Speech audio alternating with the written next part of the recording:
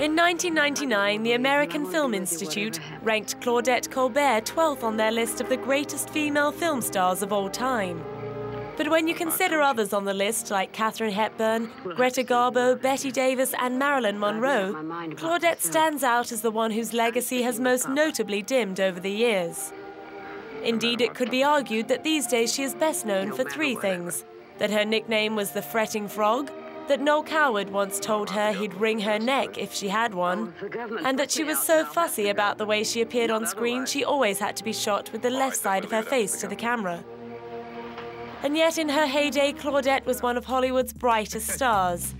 In 1938, she was listed as Tinseltown's highest-paid performer, earning well over $400,000. A fine exponent of screwball comedy, she won a Best Actress Academy Award for It Happened One Night in 1935, and was Oscar-nominated on 2 other occasions for Private Worlds in 1936 and Since You Went Away in 1945.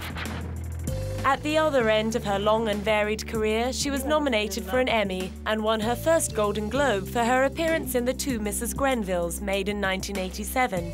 But in many ways, she was her own worst enemy. Apart from her obsessive behavior around camera angles, in the 1930s she also made it clear that she distrusted the new Technicolor process, preferring to be photographed in black and white.